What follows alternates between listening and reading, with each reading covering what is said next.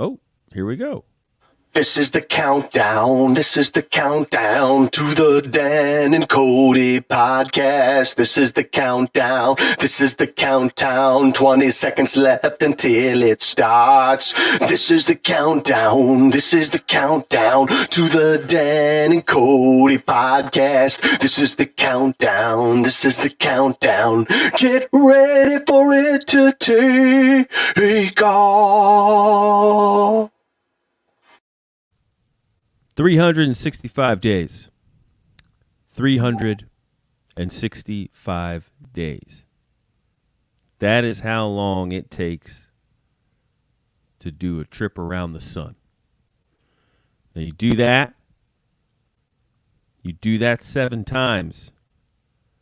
And that's how long this motherfucking podcast has been alive. When you hear it tomorrow, 7 trips around the sun, bitch. It's Dan and Kody. This is the Dan and Kody podcast. This is it. Right here, Kody. You put on those headphones and you go to work. Why are you yelling? This is where our message is heard. It's time to get hype. Say it with me. What are we saying? Dan and Kody. Dan and Kody. Dan and Kody. It's Dan and Kody podcast. Dan and Kody podcast. Dan and Kody podcast. Get some. Dan and Kody podcast. I'm sorry for the expletives, but shit, man. When you're gonna come in hot, you're gonna come in hot, and you did that, Dan. You were a fire. You were a flame coming in from the sky. It was like a comet coming to crash down on planet Earth, destroy everything, evaporate all the moisture on the planet, and just create a molten ball. And rock.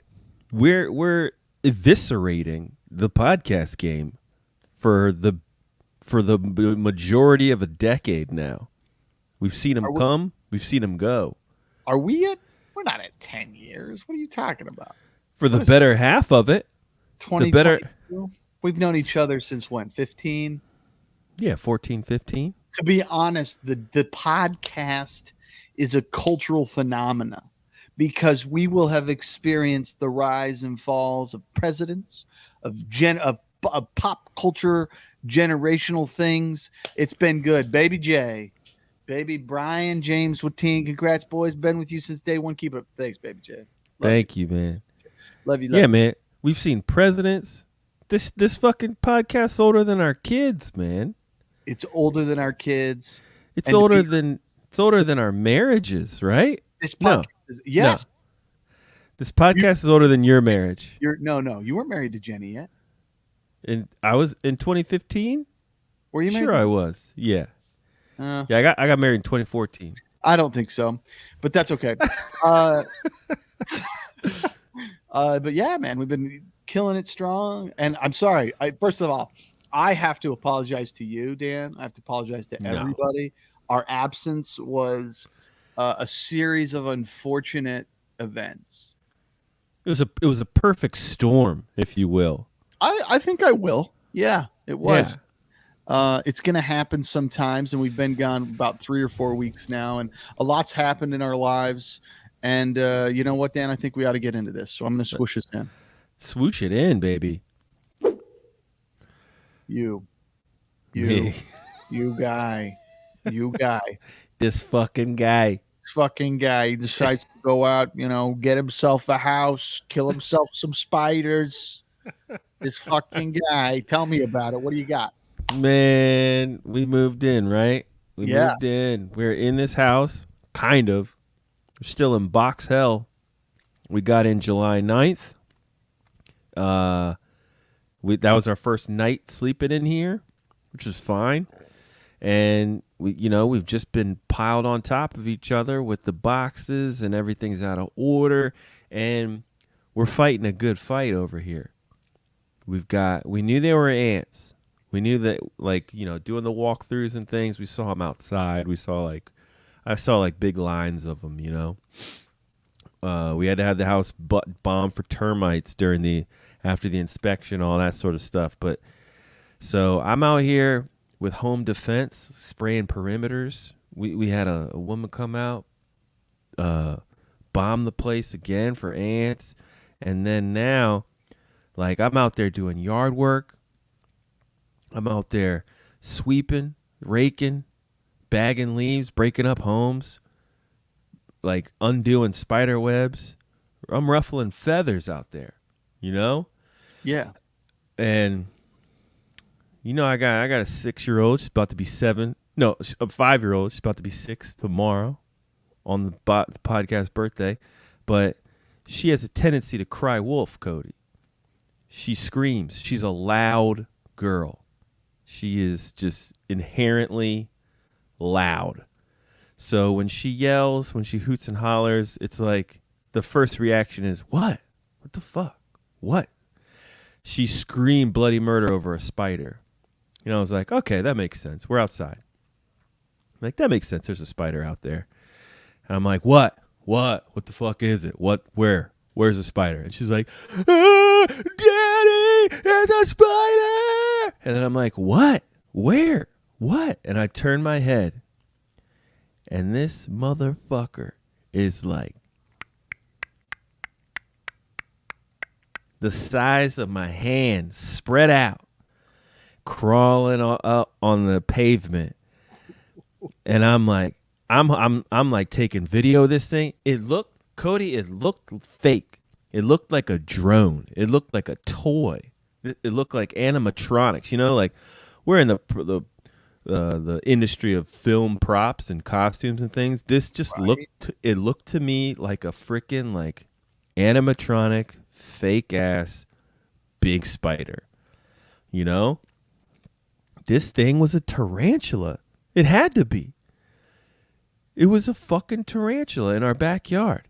And I'm like, my first reaction is like, Moxie, get the spray. Get my home defense thing. I got a jug and it comes with this hose and it's like electronic powered. And I'm like, I'm spraying this thing and it's like running around. I feel like a Ghostbuster out there. Oh yeah. And I get it cornered. It doesn't like the spray, but that's not what took it down, my friend. Once it was in the corner, I had to rock his ass. You had to rock his ass. So what, you gave him people's elbow? I threw a rock at that fucker. Oh, you had to use a rock, like a physical rock. Okay. So I threw a rock at him. That really got him good. And then he couldn't really move a lot. And then I came in for the double tap and just dropped the rock straight on him. Gadoosh. And that was the end of him. And then I knew. What? Go ahead. I get it. And I know I'm kind of a pansy with this kind of thing. But like, this guy ain't going to hurt you, man. I thought about that. He's not going to hurt your kids, man. The thing is, I thought about it. And like, I was like, I'm going to post this video. And I know, I even prefaced it in the caption. I was like, for all you spider apologists. Apologist, Dan Hill? Yeah. Come on. Nobody's a spider apologist. For all you humanitarian insects, help the ecosystem bullshit, spare me. I was like, I don't care. And on the heel, I'm carrying a backpack, I got a backpack full of fighting insects and working this yard, making it my own. Okay. So this was an invasion on my home, and my kids were frightened. You don't say. So Daddy fucking kills that spider without hesitation. And I left it there. I left it there as a message. I would say your inability to kill it with one fell swoop would be considered hesitation. No, I was just throwing the kitchen sink at it. I mean, I've never come across this shit. Of course you haven't. I'm as city-fied as you can get. That's true. Dan is not an outdoorsman by any means. I hate camping. This is all well documented. Not a fan. I'm not a fan of outdoors in general. I get you. Like, and we're up against the hill now that is just like untamed land. Other than it gets like watered. They got like a sprinkler system on this hillside that we're up against, but we don't have neighbors in the back, so this is just come as you want. Right. And but I took some heat on this Instagram. If you want to watch it, it's on my personal Instagram, but the comments are like, fuck this guy, because it's a reel. So like this bunch of strangers are watching this thing and commenting, and they're like, this asshole's teaching his kids fucking to kill tarantulas. They won't bite you. He was looking for a mate. I'm sorry, I'm not a fucking tarantula whisperer like Joe Bot 69 from fucking Russia. Like, my bad. I'm trying to just like, and they're like, it's not gonna hurt you. And their venom isn't that great, isn't that potent, and it will only bite if it feels threatened. How do I know how a fucking tarantula feels threatened? Yeah, you're not some kind of arachnologist.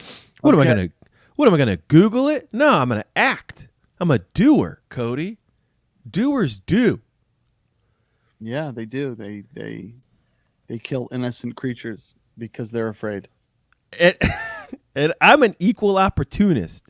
Any spider or bug that comes on my home can get fucking murked.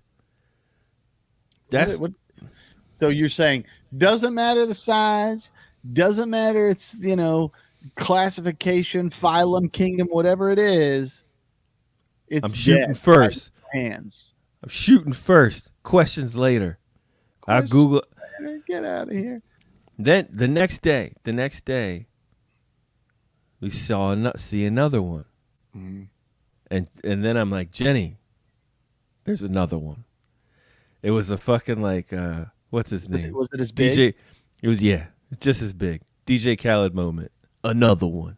What if one? What if he wasn't? What if you didn't kill him? What if this was the Jesus of spiders? The Michael Myers of spiders? And you like it's like you are living in arachnophobia, the film. I checked it. His corpse is still out back. Oh my gosh, dude.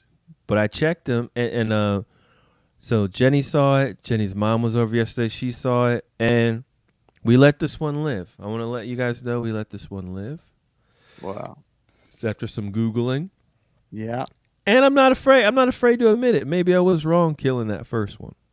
Maybe. I guess we'll never know, though. Apparently they eat shit. But like, dude, this is horror movie shit. My question is, like, can I do anything about this? Like as far as like the home buying process. Yeah, man. Don't move in the fucking desert, bro. Well, I mean, can I go back to our realtor or like anybody and be like, hey, you guys didn't tell us. You didn't tell us about the fucking tarantulas. That wasn't in the listing. You might have something if it like affects the build of your home, but no, man. Like, no, I don't think you can do anything with that. You didn't tell us we're on an Indian burial ground of tarantulas. Well, I mean, I can understand your frustration, but I don't know if you'd have much of a. I don't know if you would have a leg or 8 of them to stand on. Hey. Well, Dan, make some friends with some of these creatures because they'll protect your home. For all you know, you'll become the Spider-Man of the neighborhood, and everybody will be like, "Oh yeah, Dan Hill, he knows how to talk to tarantulas." I have been already asked proposition to catch one so I can give it to somebody. So maybe this is a business opportunity. That's the way it is, man. It's how you look at it. It's how you look at it. It's how you frame it. It's exactly what, like, oh my God, I'm loving this. All right. But do I want to be known as like the tarantula guy? Like, what are you known as now? I think I'm known as like the podcast Funko collector, funny guy. I hope. Huh. You know. It sounds like it's a little wishy-washy. I would probably go with something that you're known for, and if that is to be the tarantula guy, I would say do that. Should I lock in and ditch the other things? Should I just lock in on tarantula guy? You could be the funny tarantula guy. Should I get like 60 mason jars and start like making a... Invite little children over. Is this what's going to propel us? Yes. Yes. This is it. This is our niche. This is it. This is the niche we've been looking for. Ladies and gentlemen, Dan and Kody have officially a format. Get ready. It's tarantula time. That's what I'm loving right there. Bro, we're already celebrity judges. That's true. Right? We're already celebrity judges for, dogs marrying other dogs. So there's still 11 days left to upload your dog voicing those vows. So get in there. We'll get it done. Do it together here. Anyway. All right. Other than that, we're happy, man. We're in the house. Your happiness is all that matters to me. Dan, before we got on the podcast, and I told you I have my 20-year high school reunion coming up for all of you out there that if we went to high school together, you happen to be listening to the podcast. First of all, I'm sorry. Second of all, congratulations. Third of all, get ready for August 20th, the night of your life. Pew, pew, pew. Is that the catchphrase? What's that? August 20th, the night of your life? We don't really have a theme to it.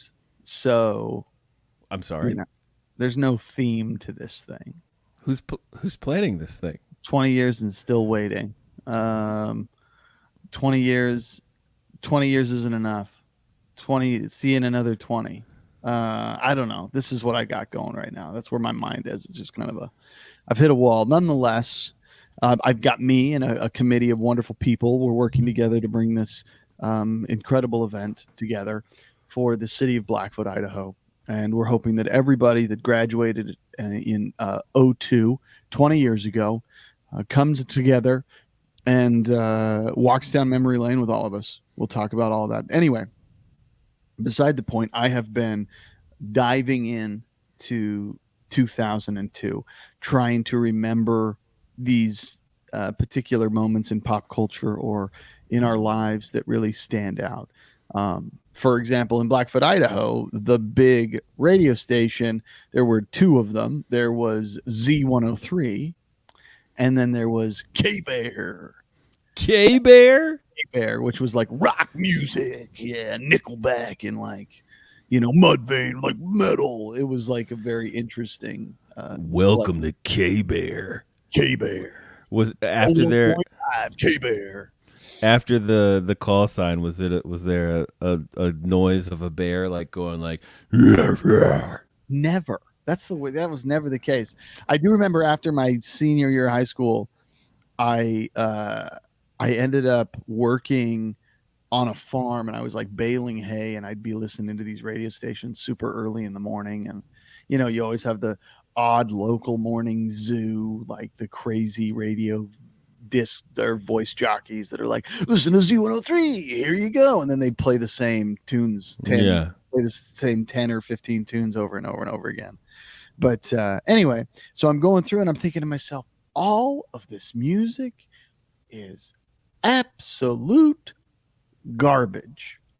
I'm going to disagree with you. I'm going to disagree with you there. You know why? Because while you were graduating high school, Kody, I was Frostburg State University's Sigma Alpha Epsilon best DJ on the campus. Okay?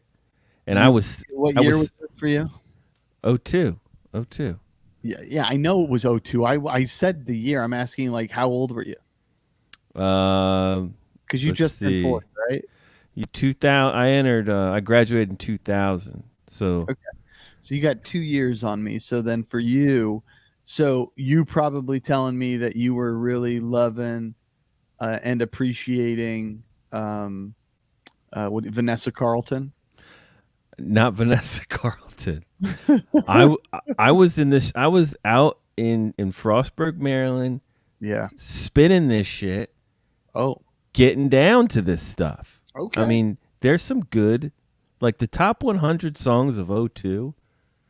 There's some good stuff in here. There's some gems. Here's kind of like I think about the 60s, I think about the 70s, I think about the 80s, and then something happens in the 90s and the 2000s where bands kind of start to evaporate and the music's not as good. Now, I will say this, and I say that from like a broad spectrum, right? Yeah. Coldplay has done a good job since they hit the scene in 2000. Like they've maintained relevance. Red Hot Chili Peppers, you could take them back to early 90s, late 80s, but they've maintained some degree of relevance.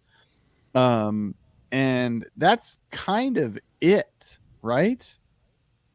No. Really? No, that is not it. Who survived? Who survived to you, Dan? Who has survived? Who survived? Yeah, my buddy I'll tell Clay, you. he said Beck, and I said Beck's pretty good. Radiohead's pretty good, but like bands, not rappers, Dan, because everybody knows Jay-Z survives. I mean, survives. Yeah, I mean that's who I've got. You know, P Diddy was still making hits. He's really? He's still relevant. Is he? Where? In what? Diddy? In what universe is Diddy relevant in the world that we listen to music in? Diddy is single-handedly is taking credit for making Will Smith and Chris Rock make up after the slap heard around the world. If that's not relevant, I don't know what is. Okay. But you know, we got Sheryl Crow in here soaking up the sun. Yeah, that's a terrible song. We've got I mean, there is some nice hip hop though. There is some real nice hip hop in '02. What happens at this point in time is hip hop breaks the gangsta visual. It cuts past the gangsta visual, and you start to see this like mainstream movement. Yeah, we were in the club like I said, Buster, he's really girl rolling. Yeah, remember that? Past the Cavassier. Yeah, exactly. And it looked like yeah. Oh man, B2K. You had Outkast come into play. You had like don't get me wrong, I would say that era transformed hip hop. Dude, Avril was doing her thing. Skater Boy. Don't get me wrong. I actually listened to Complicated. I watched that music video, and that was pretty like, I was like, you know what? I loved this girl when I was a kid. Like, I was like, she was great. Dude, she's drinking fucking toddler blood because she looks the same. I don't know about that. She looks the same. Yeah. Look at us.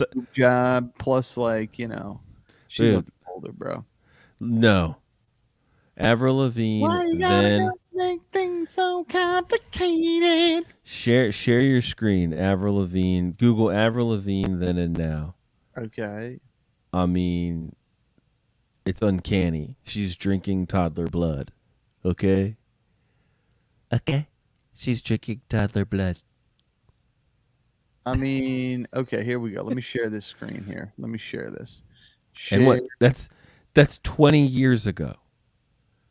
20 years have passed. Okay, here we go. We ready? We're seeing it. Let's go to Avril then, Avril now. So, I don't know, dude. Blow that up. Like what? You think this is her? 2019? I'm sorry. Like, yeah, she looks pretty good. I actually think she looks better now than she did then. Obviously, she looks like a child on the picture here on the left. And she looks like a woman on the right. Chill out. What you yelling for? Oh, she was great. She's killing it. Yeah, she's fantastic. She's a killer. But, I mean, Nelly had the hits. Linkin Park had the hits. Linkin Park came out at that time as well. So, you know, there was definitely... Creed had the hits. Let's calm down. Even Creed was a joke then. No way, dude. My Sacrifice was hot. My sacrifice with arms wide open. Yeah. Oh yeah. I'll show you everything. By the way, oh my do God. you remember O-Town? Who? O-Town? Oh, I know O-Town. Or nothing at all. Do you remember this? Oh, yeah. You remember that jam? So I looked them up, and apparently they're going to be at Whiskey and a Go-Go in October. We should totally go. I mean, I'll go for that song. It's $25, dude. 25 but then man. I go for that song, and then I got to split. Yeah. Got shit to do. I'll go see that song and get a hot dog or something. Yeah, that's one way to get at it. Craig David, 7 Days. Talking about a Monday.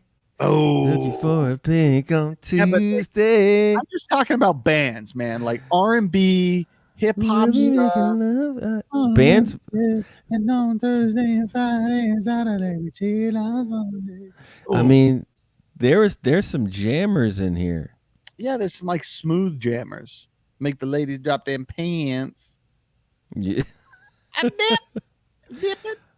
Oh man, and like one of the best underrated Outkast songs, "The Whole World." 'Cause the whole world loves it when you don't get down. Why? Yeah. What? Sean Paul, give me the light. Yeah. Give me the light. I mean, all of these things, they're interesting, but it's not the same. It's not the same, man. It's not the same. It just isn't. Like the 70s, 80s, gosh, the music was just so different. And then it just really disappeared. I guess the Killers made it through it because they kind of kicked off in the 2000s. And you could even make the argument that, what's the name of that band? I chimed in with a haven't you people ever heard of? Oh yeah, Closing the goddamn door. They found a new audience like 10 years later. Oh yeah, the emo kids. Yeah, because there was also that era of like emo music. Even after 2002, you got into this like very emo kind of Panic at the Disco. Panic at the Disco. You had The Used. You had like all of these like screamo bands where they're like, I can't believe you hurt me. And they just scream and like things would break. And anyway. Complaino. More like Complaino. Super Complaino. Anyway, so I'm prepping this. I'm just trying to find inspiration for the times, Dan. That's all. That's all I'm trying to say. Are you making like an ultimate like mixtape for this thing, or I will have an ultimate mixtape that we will be playing. There's a possibility that we'll be having a live band. That's in the talks, but it all comes down to costs because you do realize there's a company that has made suitcases of money putting out yearly CDs. You mean now? Now that's what I call music. Now that's what I call music, right? 2002. Yeah. I could do that, or I could just, stream it. I've got curating an entire list. I wonder if now that's what I call music is actually an option on, like, my music list. Dude, some of those CDs are fire. Well, because they're all hits. It's just the top 20. Yeah. Oh heck, let's see if that's the case. Hold on. Now that's what I call music volume 82, various artists from 2002. Wow. Who made it? Because those are your all-stars right there. Yeah. Now that's what I call music 4. Wait for tonight, then the morning comes, steal my kisses. Always gotta steal my kisses from you. Ooh-doo-doo. They paid money under the table to get on there. Jack Johnson did? Get out of here. Must I always be waiting on you? Oh man. Boom. Yeah, those are the jams, man. Those were the days. I can't Ain't it funny? Ja Rule and J-Lo. Maybe we can be friends. Na.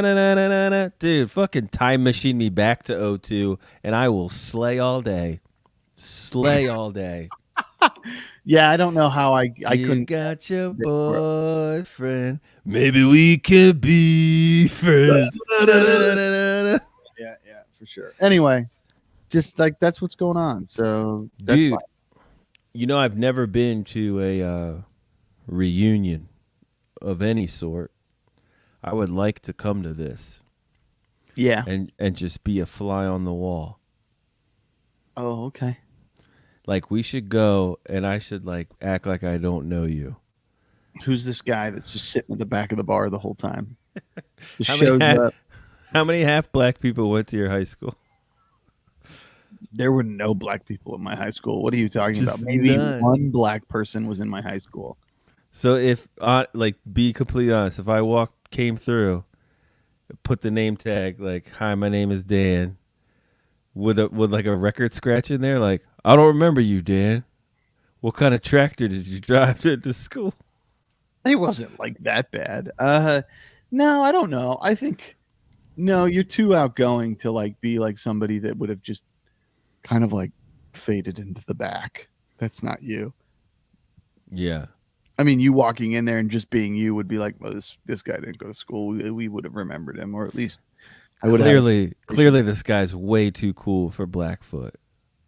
Yes, absolutely. And he's also, I'm pretty sure, racially not what I would line up with our community. But yeah, That's funny, man. yeah, it's a weird place, but it's a great place. So, I'll be there August 20th. Get your tickets, RSVP now. We have 25 days. It's a countdown. Do it now. You should live from there, bro. Oh, totally. It's all live. It's going to be all live. We're going to stream it all on highschoolreunions.com. Everybody can stream there. Oh, wow. Yeah, it's a new thing. Anyway, I made that up. Nice. All right. Dude. It's time. It's time. What is this? For this week's True Crime. Name.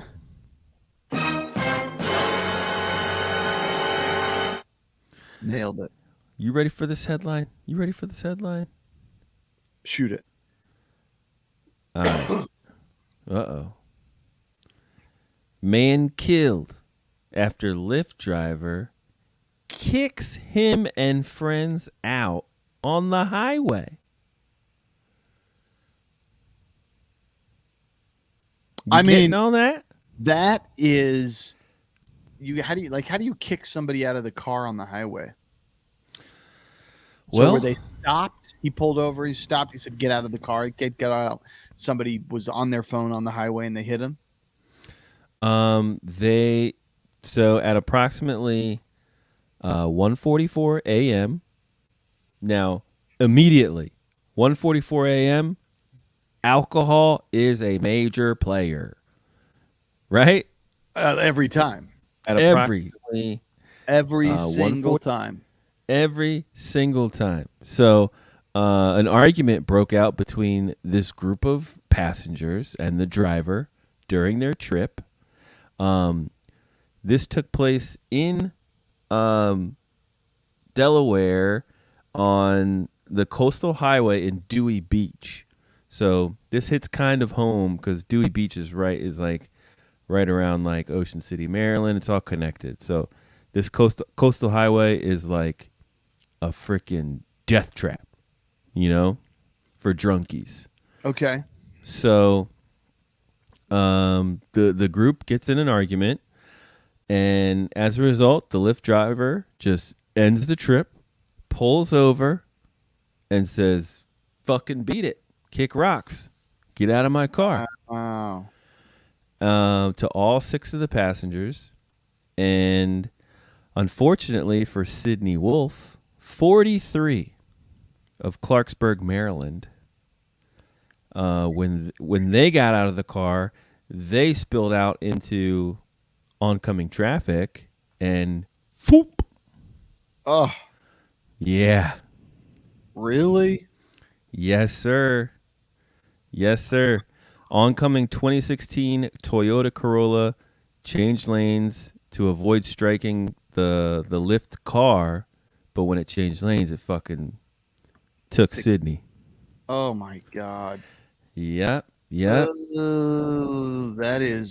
a terrible situation. Oh, it makes me. Dead on the scene.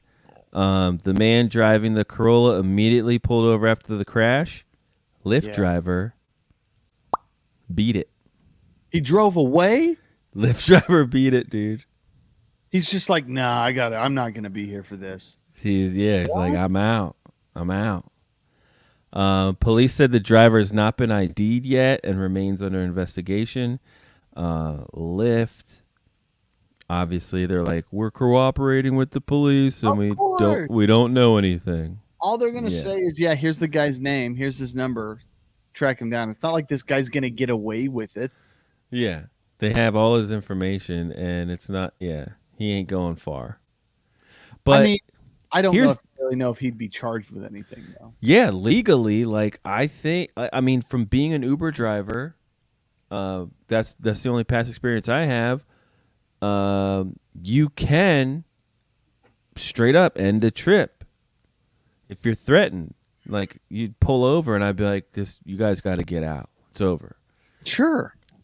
But I don't know if there's any sort of, did he endanger them by ending the trip right on the highway? Well, I mean, is there some responsibility there? And I don't know how Lyft does it, but with Uber, you're a private contractor. So and I think that's to cover Uber's ass. So like you can't come after Uber. Sure. You can only. I would think it's pretty close to the same thing. You know what I mean? Yeah, for sure. Like, it's they're gonna run things the same way. It's wow, dude. Yeah, wow. Isn't that insane? Terrible. What do you think they were arguing about? I think they're arguing probably that or like the music. Like, did you get a lot of people complaining about the music? I used to hate it when motherfuckers would be like, "Can I use your aux cord?" and like fucking try to play music on my shit, or like there was 6 of them in there.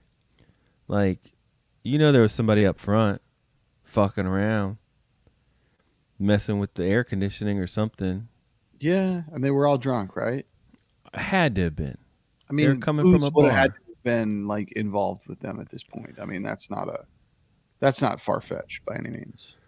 No, especially not in Dewey Beach. Like, what's a 43-year-old doing at 144 in a Lyft? Yeah, you're intoxicated. Like mom. Yeah, you're not. You didn't go to church. Cut him. Done way. But so, you think the driver's fucked? Nah, I mean, I think he loses his license to work at Lyft. I don't know if he goes to jail though. Yeah. It's his car, man. When it's all said and done, how he did it, maybe there's some liability, but like to prove any kind of murder, no. Maybe manslaughter, no. Maybe I don't know. Endangerment, is that a thing? Yeah, like you can do like human endangerment or like what's the word? Like degrees of someone dying. Like involuntary manslaughter? Yeah, like involuntary manslaughter, maybe, but even then, it's like there has to be some degree of, like I guess, like you intended on harming them, not killing them, like gross negligence, carelessness. Yeah. What really hurts this guy is driving away. Yeah, like what? But that's just out of pure fear at that point. He's like, oh, shit. Because at that point, you feel guilty. Like, he feels guilty. He should feel guilty. Yeah. Like, he stopped in the middle of the road, you said, right? Yeah. So he didn't pull off to the side of the road. He literally stopped in the middle of a highway, which in the middle of the night is the stupidest thing ever. And then, that night, like, they're already arguing. Then a friend of 5 drunk people's dead. Yeah. Now what? Yeah. He Terrible. probably was like, these guys are gonna fucking kill me now. Right. I probably would have drove away too. Yeah. It's a scary thing, man. Super That's scary. nutty. It's Yeah. nutty. You guys be So- careful out there when you're drinking and getting rides, and don't be dumb. Like, don't Yeah. be dumb. Don't get out on the street side. Woo! I was at Comic-Con this last week. Con. I went to the con. I went to Comic-Con. I stayed at Coronado Island, so I had to take a ferry over to Comic-Con. Where's Coronado Island? It's across the bay, like where the water is, out behind the convention center. Yeah. There's that big blue bridge that goes over the water. Yes. It's that place where the bridge goes. It's where the naval base is. Oh, no shit. Yeah. So I went over that bridge by accident one Comic-Con, and that's it. Oh, yeah, it's a great area. Beautiful, gorgeous. Does the ferry cost money, or is it just like $7. How long does that take? I mean, 5-10 minutes maybe at the most. Did you go into the convention hall? I did. Experience Oh. Comic-Con. So jelly. So many toys, as a matter of fact.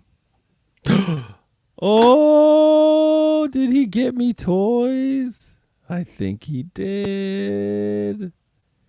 God bless this man. I did text him and say, don't you come back empty-handed. I need merch. What you got here, sir? What you got? First of all, I am not a person that is. I am not educated in the ways of what to look for and how to find it. Okay, so after I did this, I realized this was probably not the best way to do it. But nonetheless, here we go. Excuse me. They had like a Funko Asia stand. Yeah. And so I called you. I was like, hey, Dan, check all this stuff out.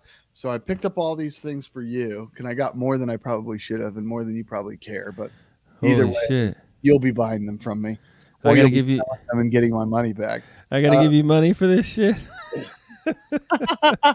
Or at least you can figure out a way to sell them. So we got a couple here. I'm going to go through each of them with you, okay? Let's go for it. First one, you said you want this. We have a summer convention limited edition Jiao Jiao monkey balancing bowls. Ooh, he's so cute. Put him up to the camera. Can you see this? This is probably the best it's going to get when it comes to focusing. Look at that. There you Beautiful. go. That summer little sticker. Nice. Next up, this one was a little odd because it seemed like it was kind of like going out, and I still picked it up. His name is Wang Wang. He's a little dog that's standing on top of a drum. Wang Wang. Wang Dog Wang. on drum. Dog on drum. This one I actually felt was probably a good one because I really also like the sticker. But this is Year of the Tiger, Fortune Tiger. Ooh. That's pretty dope. But it's got a little sticker that says, exclusive, 15 years, mine style. He's like blood orange. That one. Yeah, he's really orange. He's really, really orange. That's pretty But sick. he's just like hands it together, ready to bow down. The one that they had that was not Asian Funko was this Harley Quinn summer convention one. Look at that. Colorful. What's the sticker say? It says the same thing, summer convention limited edition. But it doesn't say. It does not say Comic-Con.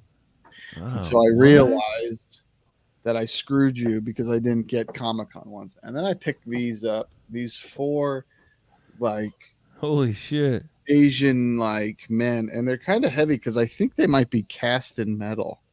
What? They feel really heavy. That's awesome. But I got these 4. 4-pack. 4 Heavenly Kings is what they're called. Maybe they'll bring good vibes to the house. Maybe, man. I'm sorry, dude. As the week went on, I realized there was like a bait stock. They had a bait shop there. Oh yeah, bait's cool. And then they had bait Funkos, like tons of them. Yeah. But they were really expensive to get into. So, or the wait was way too long. And I'm like, no, it ain't happening. Oh, for sure. Dude, like Funko's taking over that convention. And then I sat down. We had a conversation with this guy named Wardell Brown, and he's an artist. And I just picked this up, which is like every single piece of pop culture put into like nerd love that you can see. Wardell was a really cool dude. He's out of Austin. If you guys get an opportunity, check him out. Wardell Brown. He does some cool like cartoon. That's cool. Caricature stuff. So That's Iron sick. Man, the Harry Potter glasses, and Han Solo's jacket. Anyway, it's all pretty cool stuff. Very cool. But that's kind of my show and tell for the show right now. But they did have some cool stuff. I mean, it's Comic-Con, so it's real active. A lot of How great was stuff. did it seem like the crowds were lighter due to Yes. people being spooked by COVID, or Yeah, it seemed really quiet. And it seemed like there was a really heavy lean on toys. Yeah. There's always a lean on toys, but man, it just felt like it's just like, hey, we're just selling toys here. Really? Like, we got toys here. We got toys. If that's what you want, we have toys. That's what it felt like. Toys and shirts. Toys, and there wasn't really clothing. It was just so much toys. There wasn't styling online. Those like big, like they just look like shirt buildings.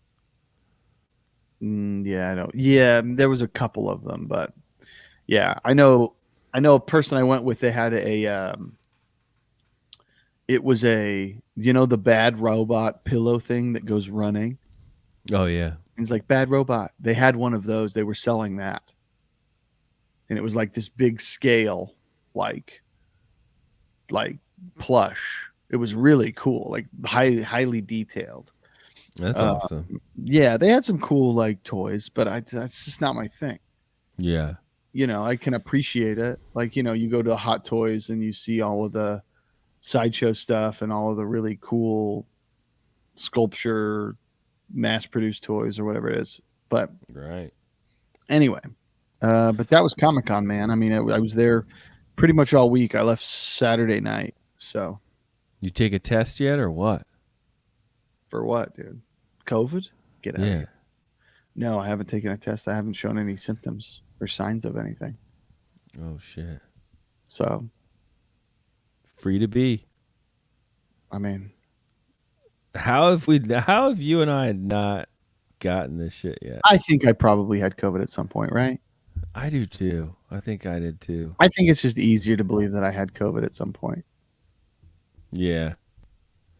Cause I mean, it's not like we haven't been like hiding from it. No. How has it missed us? It's either I've never had COVID, or when I get it, it's going to be so detrimental to my health that I'm going to be like in one of those iron lungs. Oh no. Everyone's going to be like, oh, he must have polio. And they're like, no, it's COVID. It's just COVID. I Yeah. But I don't know, man. I mean, I've been back now since Saturday night, so I could start feeling something any day. But I'd been down there since Tuesday. So I got down Tuesday night. So I'd been around people. Like, it wasn't. Were there a lot of masks down there? To go into the convention center, a mask is required. And you had to Really? prove that you had a vaccination. And people were doing it? Yeah.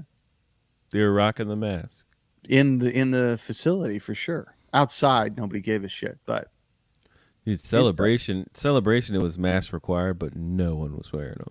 yeah, and I heard tons of people got COVID after Celebration. Yeah. So, Not me. you're just a lucky guy. You're just a real lucky guy. What can I say? All right. All right, sir. Any other thoughts or feelings? I mean, I just love doing this podcast, man. It makes me feel good. It's good to get it in. It's I good feel to get bad it when I in. don't have like this like big question. You know what? I'm going to bring this topic up. It's a little heady, but it was interesting to hear this today.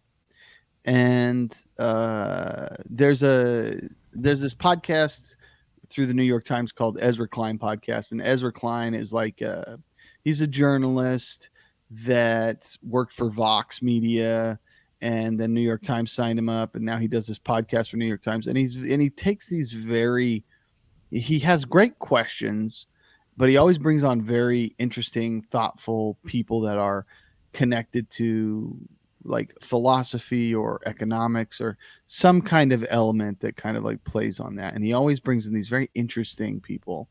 Yeah. And this person that I listened to on the last episode, they brought up this idea of this guy named Neil Pressman. He's like a media kind of journalist or critic or something like that. Anyway, they started talking about how we've seen major change based off of like the flow of culture is connected to media, right? So from like the printing press to the radio to television to the internet, like all of those things have caused major upheavals in society. And then there's always a major delay in our ability to adapt to that.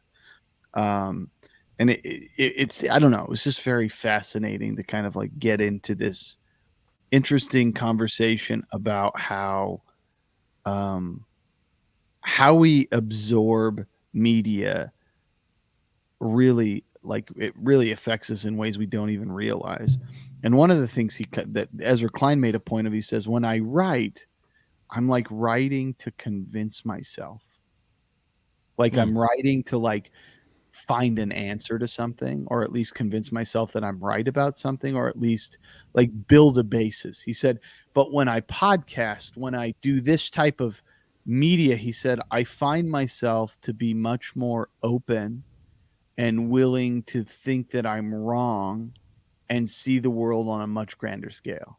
It's very interesting. And I think about the same kind of idea of like, well, when I write, it's kind of that same mindset. Like I'm just trying to help process information, because when we read, we process information much slower, and it allows us to kind of think about what we're doing. Whereas like when we respond on Twitter or we get on social media, it's more reactionary and things are much more like it's happening now. You don't have time, nor do you have to worry about it. Right. Anyway, it was pretty bizarre. I highly suggest people check out his podcast. He's just a thoughtful guy, and I appreciate what he has to say. Yeah, that's cool. I don't really write a lot, so it's difficult for me to. Yeah, but even when you don't like write, like even when you read, if you read or when you read, you do process that differently, don't you? I guess so. I guess I don't really read either. Yeah. They didn't. I read emails. They did an interesting analogy. There's like this Neil Pressman guy who they're talking about this particular book that he wrote. He uses an example where he said that if you have something like Sesame Street, for example, television, the problem with television is it is meant to be an entertainment format. You need it for the entertainment value. So it might be teaching you how to read. Like Sesame Street might be teaching you how to read, but the reality is you're looking at it for an entertainment value. Right. You're not looking at it for information. You're looking at it to be entertained, not to learn how to read. However, that might be a byproduct of what it's trying to do. But the truth is looking at it to be entertained. And like we've seen that, and they kind of bring that up about media, where they have this conversation with media and how, you know, the news networks and everybody, a big element to that is like you're not watching it for the information. Like you're watching it because you are attracted to the personalities and the connection to these people, right? Yeah. And so you listen because of that, or you watch because of that, not to get the information. It's about the entertainment factor, and that's television. Like that's the television medium. That's the way culture is created off of the television medium. And they use another example of explaining how, like, you look at Abraham Lincoln, and Abraham Lincoln, like, if he would have ran in 1980, nobody would have voted for him because he was frail, kind of a depressing guy. He wasn't the most attractive person. He was a little odd looking. But from the onset of television, you look at 1980, think, okay, Ronald Reagan, right? Like, whether you policy or not, like, in the end, you voted for him because he looks good on television. Yeah, appearance is so much. And it means so much today. And it doesn't mean a fucking thing about people as a leader. But because we absorb that information and we're looking for that entertainment factor, whether we want to admit that or not, you know, that's a piece. You know what I'm saying? Yeah, like he could be the brightest mind, but look like fucking Ichabod Crane. Yes, if they look like a garbage truck, and they might be the most articulate, brilliant mind, and like a leader, like a real leader. Truth is, it's like Bernie. Bernie looks like a mad scientist. Yeah, everyone's like, "Who is this lunatic?" He's also entertaining. There's a difference to it, right? Like the reason you're attracted to Bernie is because he fans the flame of what media is now, which is like the internet is an interesting standpoint because they even talked about this. They said, you know, if you're on the internet and maybe you're for something and you have a positive outlook, like that's received positively. But if you're on the internet and you're just kind of trolling, that's almost even a little better because you're creating drama and division, and people will follow you because not only they hate you, but also because they love you. Yeah, they don't want to miss it. Yeah, exactly. So it's this weird dynamic that the internet's brought forward. But I do think it's interesting that we kind of go back to this idea of like the visual element for everything now, whereas 100 years ago it didn't matter. You know, it wasn't there. Like if you look at advertisements, you're like big block print, you know, very simple, straightforward. Here's the deal, 50 cents or whatever the hell it is, 5 cents for a berry, you know, whatever. But like it's all visual now. You have to be wowed or interested, or they have to be attractive, or like that's how much the political landscape has changed because of that medium. And you know, same thing. That's why you get these like shell candidates who are like, you know, doctored up and indoctrinated into, and they become just like a vessel for a party instead of like, oh, this is the guy. It's like, no, this is the guy you'll vote for.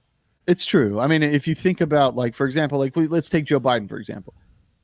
Joe Biden was never the vice president to Barack Obama. Joe Biden is never president of the United States. Ever. Yeah. He isn't. He just isn't. Like, and that's not like a knock against him as a person. That's just the reality of the situation. And it's because of the fact that he's old or whatever it is. And because he's like, you know, he's just not there. He tried running many other times. It just didn't work. But, you know, and it's not as simple as that. Like, it is much more complicated than this one singular thing. But it's interesting to hear that point of view and that idea and how that kind of shapes the macro focus. And there you go. Tony's right. FDR wouldn't have been elected if there was a TV. You're right. But you want to know why he was elected? Because of radio. Because he was in the chair, right? He was an orator. He was the great orator. He was able to move people with his voice, his fireside meetings every week. And like, that is what made FDR so popular. And you didn't have to look at him. All you had to know was he was so great. And that's right. Tony's right. And there you go. You go back to the TV element. Tony just posts this thing about Nixon. That's absolutely right. Nixon's sweating up a storm in this debate, and he totally loses it because he looks crazy because he's sweating. And then you got JFK there, smooth, young, handsome as ever, ready to take on Nixon, who just like is just falling apart in front of the camera, and all because of makeup. And like those things, like you see those formats, that's what changed that's what affects it. And it's funny because the internet's it's one thing now, but if you look at the next realm, which is maybe or likely the place, which is the metaverse space, it's not going to matter what you look like. What's going to matter? And that's not a question. I don't know the answer to that. I'm just saying your avatar. I don't know if it's the avatar thing. Like, you think about that and what it is. It's about creating a digital experience. And so whoever can kind of create this weird digital experience is going to have a more of a pull than you would expect. And I think, like, that's 50 years out, probably. Maybe it's sooner. I'm just saying. Ready Player One, here we go. Well, Dan, I think that's good. I think it's good too. Happy birthday to the podcast and my beautiful daughter. And your beautiful daughter. Beautiful daughter's turning a big 6. The big 6er. She's the best. She's the coolest. We love you, baby. When you listen to this when you're older, maybe. Yay. Hey, we want to say thank you all for being patient with us. We're happy to be back. We will be back next week. Podcast ready to go. Guns drawn. Well, maybe not guns, but hands. Microphones ready. That's what we'll go. Guns drawn on tarantulas for sure. Holla. Thanks for listening and laughing with the Dan and Kody podcast. Our email is danandcodypodcast@gmail.com. We're on Facebook. We're on Twitter. We are on Instagram @dancodypodcast. Check out our website, danandcody.com, and you can contribute to the podcast by going to patreon.com/dancodypodcast. Subscribe, bitch! Everybody played themselves down to shit.